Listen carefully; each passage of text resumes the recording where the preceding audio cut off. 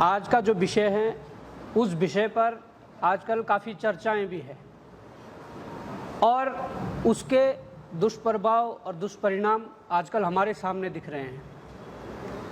मैं बात करने जा रहा हूं कि इस प्रदेश में आजकल तमाम प्रकार से जो आपदाएं आ रही है, जो तमाम प्रकार की बाढ़ें आ रही है, बादल फट रहे हैं या नदियों में जिस प्रकार से मैं कहूँगा कि बाढ़ के माध्यम से जो हानियाँ हो रही है, नुकसान हो रहा है, उसके पीछे कहीं ना कहीं एक जो कारण है वो कारण खनन का भी है और मैं उस खनन पे बात करने वाला हूँ। और वो जो खनन है उसकी नीतियाँ क्या है और वो कैसे प्रदेश में संचालित हो रहा है, कैसे खनन किया जा रहा है। आज इस वक्तव्य के माध्यम से ये भी बताना चाहूँगा प्रदेशवासियों को कि मुख्यमंत्री धामी को क्यों खनन प्रेमी कहा जाता है। इस प्रदेश के भीतर स्टोन क्रशर और स्क्रीनिंग प्लांट के लिए जो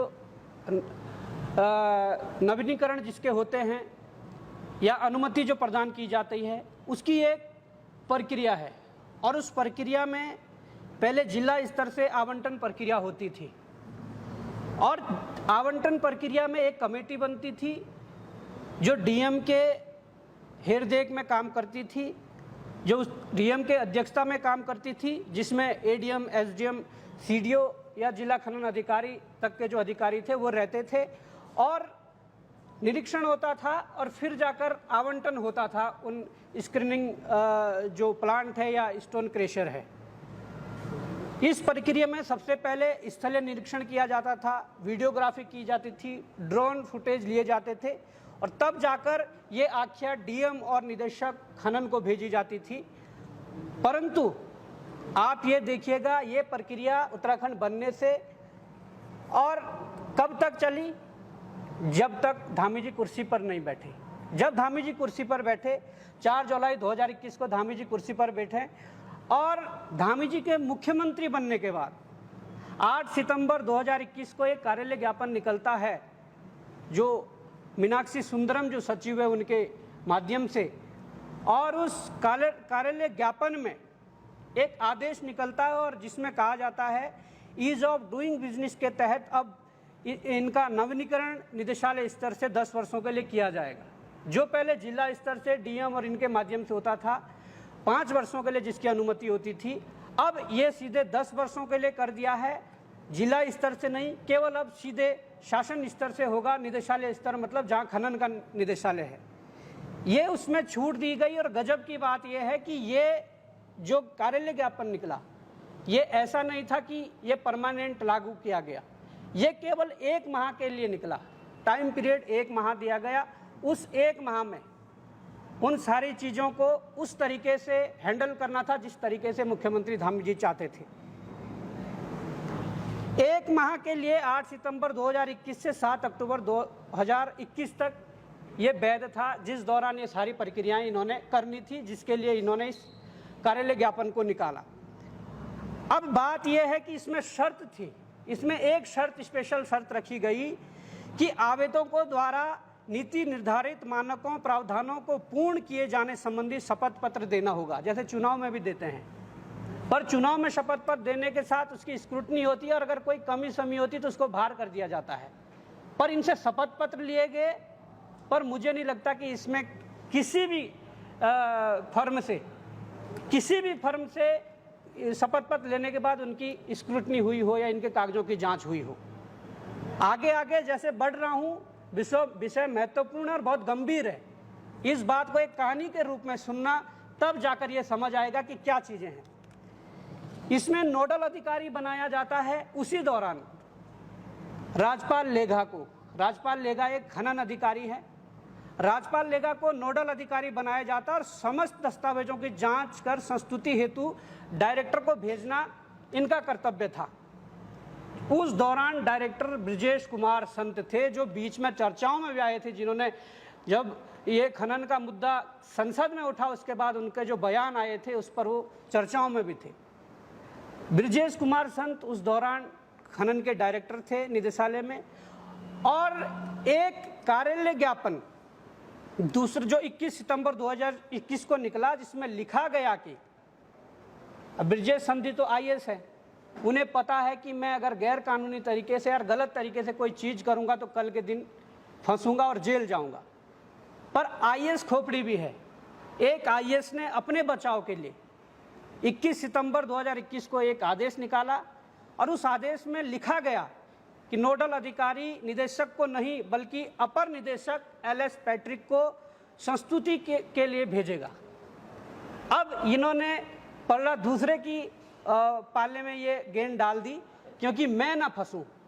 पैट्रिक साहब को यहाँ पर नोडल अधिकारी के जो रिपोर्ट भेजेगा, जो आख्या भेजेगा, उसकी संस्तुति के लिए अपर निदेशक LS पैट्रिक को नियुक्त किया गया। अब इन्होंने 21 सितंबर से 7 अक्टूबर तक कुल 17 दिन है, तब तक कोई प्रक्रिया नहीं हुई थी। 7 अक्टूबर तक 17 दिन होते हैं और 150 से अधिक स्टोन क्रशर और स्क्रीनिंग प्लांट की NOC दे दी गई 17 दिनों में, जिसमें महीनों लग जाते थे, क्योंकि जो प्रक्रिया काफ़ी जटिल थी। उसमें चाहे स्थलीय निरीक्षण से लेकर, वीडियोग्राफी से लेकर, ड्रोन फुटेज से लेकर, या समिति आख्या DM को देने से लेकर, तमाम प्रकार की जो इसमें चीज़ें थी, उसमें कई माह लग जाते थे। पर इस अवधि में केवल 17 दिनों में 150 से अधिक स्क्रीनिंग प्लांट और स्टोन क्रशर के लिए परमिशन, NOC और नवीनीकरण के उनके आदेश दे दिए गए, उन्हें अनुमति दे दी गई। ये इसलिए हो रहा था, जो ये टाइम पीरियड है सितंबर, अक्टूबर, नवंबर, दिसंबर, इस दौरान आचार संहिता भी लगनी थी, और फरवरी में विधानसभा चुनाव उत्तराखंड में भी होना था। उस विधानसभा चुनाव के लिए पैसा कहाँ से आएगा, उसकी भी व्यवस्था करनी थी। और जो सूत्र बताते हैं वो ये बताते हैं कि इन एक एक क्रशर, एक एक फर्म से लगभग 2 से 3 करोड़ रुपए लिए गए। एक फर्म से 2 से 3 करोड़ रुपए लिए गए। और अगर आंकड़ा आप देखोगे कि अगर 150 फर्में भी थी, 150 फर्मों से अगर 2-2 करोड़ भी लिए गए तो 300 करोड़ रुपया होता है, जो कि उत्तराखंड जैसे छोटे प्रदेश में विधानसभा चुनाव में प्रचंड बहुमत की सरकार खड़ी करने में काफ़ी है। अब ये भी कहना चाहता हूं, क्योंकि इकट्ठा करना था, इसलिए पुष्कर धामी जी बाद में मुख्यमंत्री क्यों बनाए गए, इसके पीछे ये भी एक लॉजिक है कि जिस व्यक्ति ने इतना पैसा इकट्ठा करके दोबारा सरकार रिपीट करवाई और वो हारने के बाद मुख्यमंत्री बनना, वो केवल एक्सीडेंटली नहीं था। वो चीज़ें देखी गई कि कमाओ पुत्र, आजकल एक पेज चल रहा है वसूली मोर्चा अभियान के तहत।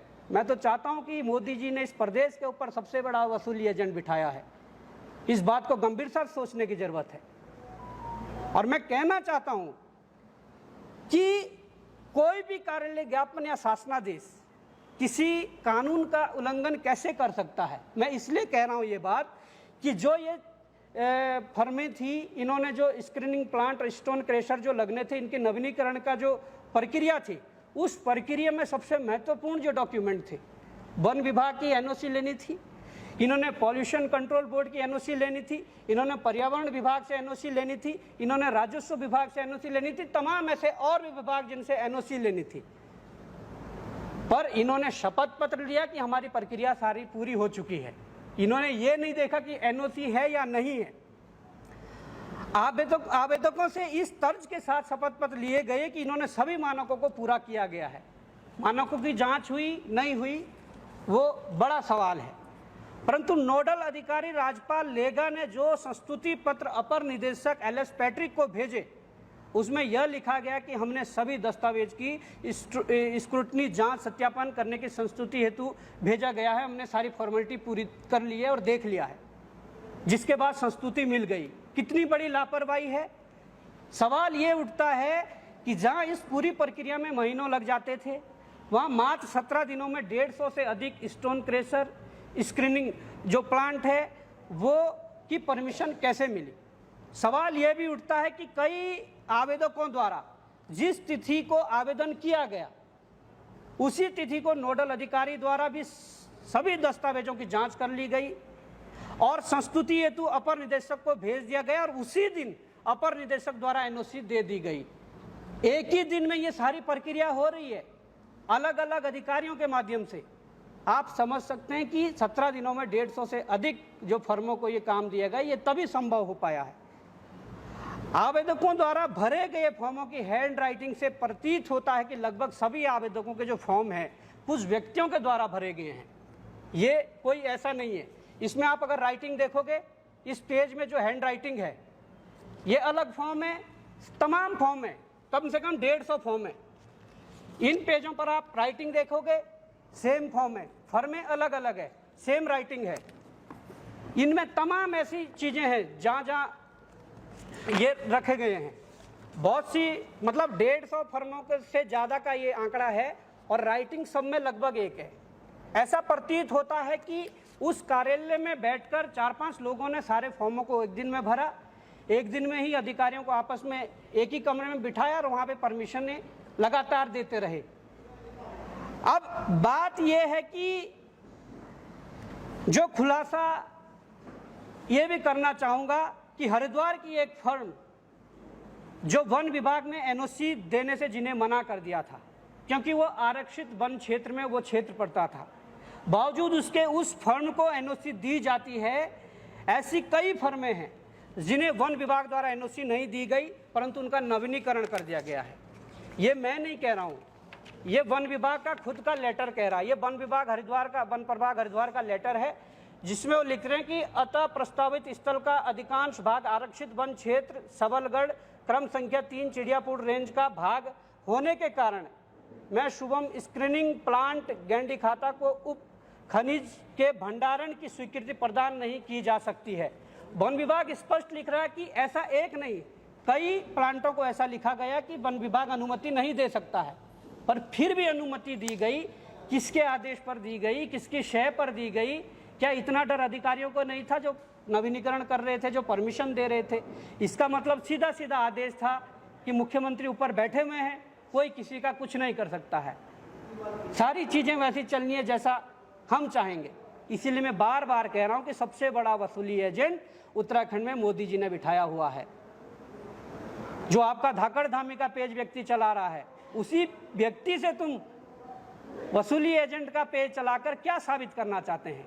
हम विपक्ष के रूप में काम कर रहे हैं, हम तो आरोप लगाएंगे, हमारे पास चीजें आएंगे, हम मुद्दे उठाएंगे, पर आपके पास तो सारी शक्तियां हैं, सारी पावर है। बॉबी पवार को बदनाम करके क्या मिलेगा? आपके पास जितनी चीजें डाल रहे, अगर उसके साक्ष्य हैं और बॉबी पवार उसमें कहीं भी गलत है तो आप आकर गिरफ्तार करिए, बॉबी पवार पर कार्रवाई करिए। केवल बॉबी पवार को बदनाम करने से क्या हो जाएगा? अब मैं ये भी कहना चाहता हूं कि आरटीआई के प्राप्त दस्तावेजों से ज्ञात हुआ कि कई फर्मों की पर्यावरण एनओसी समाप्त हो चुकी थी या ली ही नहीं गई थी, बावजूद इसके नवीनीकरण कर दिया गया, जो कि एक बेहद दुर्भाग्यपूर्ण है। और इसमें साफ साफ तौर पर हमने जो आरटीआई से ये चीज़ें ली थी, इसमें ये हाईलाइट मैंने चीज़ें की हुई है। इसमें कह रहे हैं कि किसमें कह रहे जो सूचना तृतीय पक्ष से संबंधित है और तृतीय पक्ष से ही संबंधित है, सारी सूचना लिख रहे हैं, जिसमें कि महत्वपूर्ण चीज़ें भी है कि स्थलीय निरीक्षण हेतु गठित समिति के गठन के संबंधित विभागीय आदेश की सत्यापित प्रति दीजिए। वो कह रहे हैं तृतीय पक्ष से संबंधित है। तृतीय पक्ष कौन है? इनसे मांगा गया स्थलीय परीक्षण के समय की गई वीडियोग्राफी एवं निरीक्षण के उपरांत नोडल अधिकारी या समिति द्वारा निदेशक को भेजी गई संस्तुति आख्या की सत्यापित प्रति दीजिए। वो कह रहे हैं कि तीसरे पक्ष से संबंधित है। इनसे मांगा गया अनुसूची 3 में वर्णित समस्त आवश्यक दस्तावेजों की सत्यापित प्रतियां दीजिए। वो कह रहे हैं तीसरे पक्ष से संबंधित है।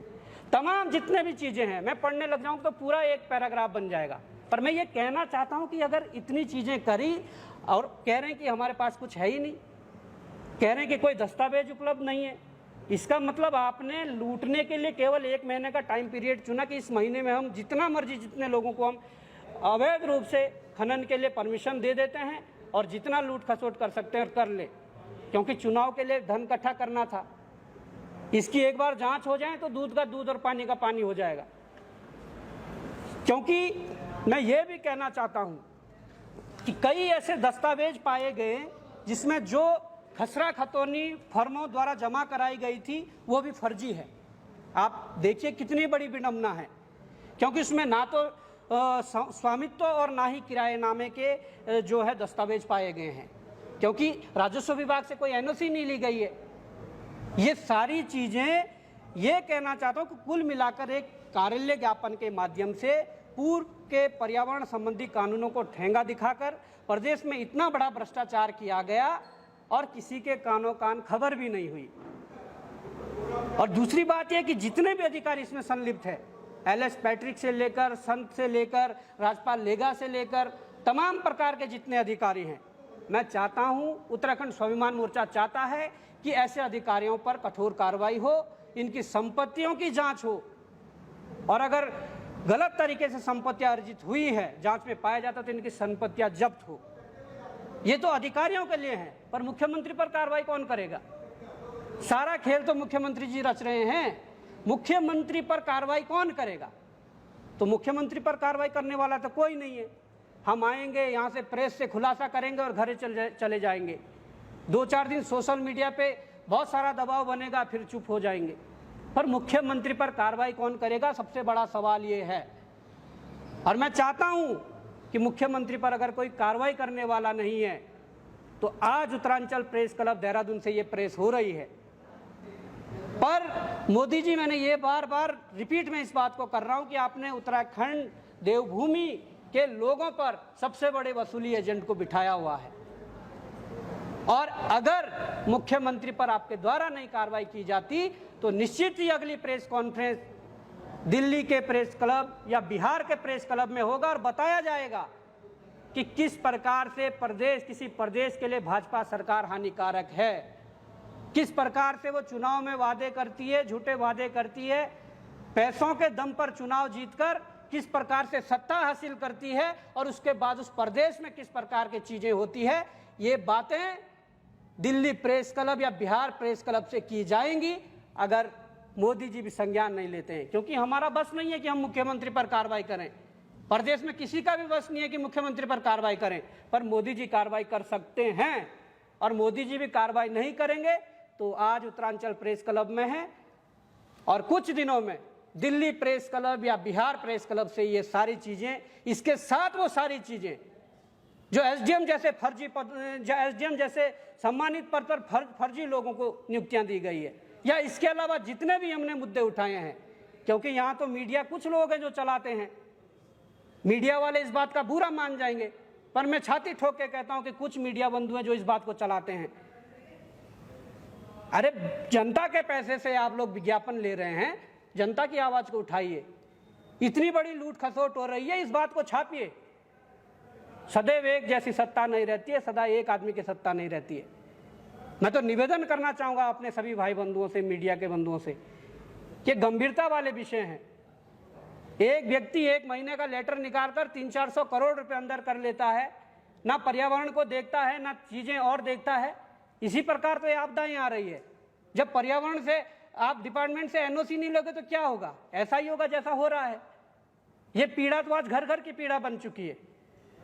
तो ये सारा विषय था और ये बड़ा गंभीर विषय था। जिन भी लोगों को ये डॉक्यूमेंट और जिन भी लोगों को ये चीज़ें चाहिए वो यहाँ से ले सकता है।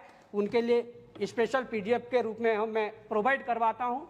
और बहुत बहुत धन्यवाद आप सबका, बहुत बहुत आभार। जय हिंद, जय भारत, जय उत्तराखंड।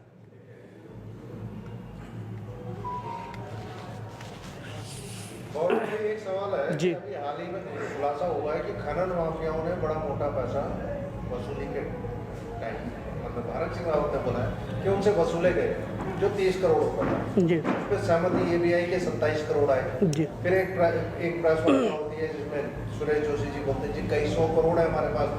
तो क्या कहेंगे कि सिर्फ वसूली चल रही है? देखिए, जिस प्रकार से भाजपा से बागी होकर एक वरिष्ठ नेता इस प्रकार का बयान देता है और